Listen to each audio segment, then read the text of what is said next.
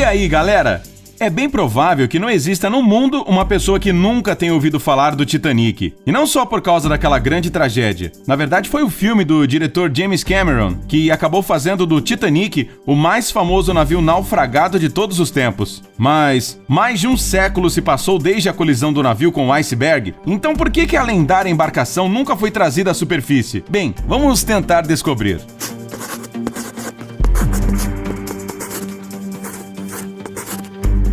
No dia 15 de abril de 1912, o Titanic, que era o maior navio de passageiros do mundo daquela época, afundou no Oceano Atlântico devido a uma colisão com um iceberg, enquanto ia de Southampton para Nova York. A bordo do navio havia mais de 2.200 pessoas, incluindo a tripulação. Cerca de 700 passageiros conseguiram se salvar. Muitos dos que não conseguiram sair do navio eram pessoas ricas, de modo que os seus parentes, quase que imediatamente, começaram a falar sobre a necessidade de retirar o Titanic do fundo do mar. Mas, apesar da grande quantidade de dinheiro envolvida, não era possível realizar essa operação. E isso não era apenas por causa das capacidades tecnológicas que no início do século XX eram, obviamente, muito diferentes das atuais. O problema era que as coordenadas exatas da localização do Titanic eram desconhecidas. É incrível, não é mesmo? Como é possível perder um navio daquele tamanho? Mas não se esqueça que ele não afundou em uma pequena baía, mas no meio do Atlântico Norte, e apesar dos seus 269 metros de comprimento, não foi fácil encontrá-lo. Além disso, o navio foi levado pela corrente durante o longo caminho até o fundo, e embora os operadores de rádio tivessem dado as coordenadas exatas, quando o Titanic terminou de afundar, ele poderia ter movido em qualquer direção.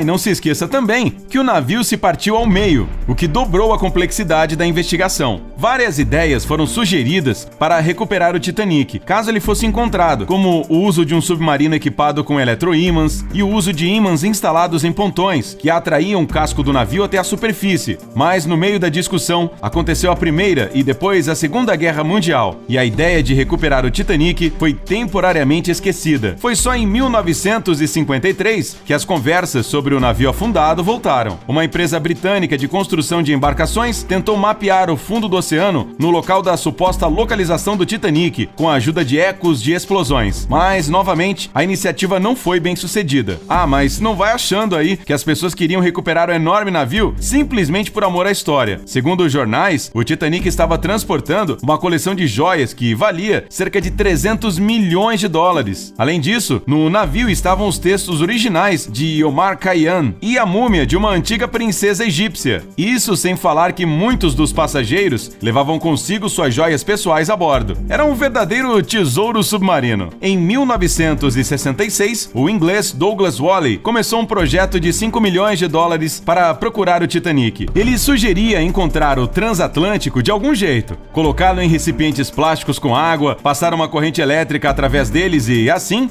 obter gases que elevariam o navio. E se a ideia parece absurda para você, é porque você simplesmente não conhece as outras propostas que foram apresentadas pelas pessoas que desejavam recuperar o Titanic. Aqui estão alguns exemplos. Congelar o casco por dentro com nitrogênio líquido, de modo que o navio flutuasse para a superfície, como um cubo de gelo em um copo. Garçom, 2 Titanics aí no meu coquetel, por favor. Ou fazer a embarcação flutuar, enchendo-a com bolinhas de ping-pong. Imagina quantas bolinhas seriam necessárias. Apesar de um grande número de ideias, todas elas eram inúteis, já que as pessoas simplesmente não sabiam onde se encontrava o barco. Até que, em 1985, o aparelho de águas profundas Argo finalmente encontrou a popa do Titanic. Os destroços do Titanic estavam espalhados por uma área de 1.600 metros e uma profundidade de cerca de 3.800 metros. Não é de se admirar que eles não pudessem ser encontrados. O próprio peso da proa do navio fez com que ela afundasse no solo, a 800 metros da sua popa. Perto dali estavam as ruínas da parte central do casco, e ao redor dela encontravam-se muitos objetos pequenos, como pratos, castiçais e outras coisas do tipo. Apesar de que todas as coisas estão bem preservadas, o navio em si estava em condições muito precárias. Na proa do Titanic foi fixado um aviso, pedindo a todos os que chegassem ao navio afundado que o deixassem em paz. Posteriormente, os especialistas descobriram que o Titanic ficou tão exposto à ação da água do mar e de todos os tipos de crustáceos que qualquer tentativa de trazê-lo à superfície levaria à quebra do casco em vários pedaços. Apesar de que os pesquisadores decidiram não retirar o navio do fundo do mar, ele foi colapsando lentamente. Parte da culpa disso é das excursões turísticas à embarcação, cujos membros quase sempre levavam consigo algumas pequenas peças do Titanic. Por exemplo, o sino do navio e o farol do mastro desapareceram misteriosamente.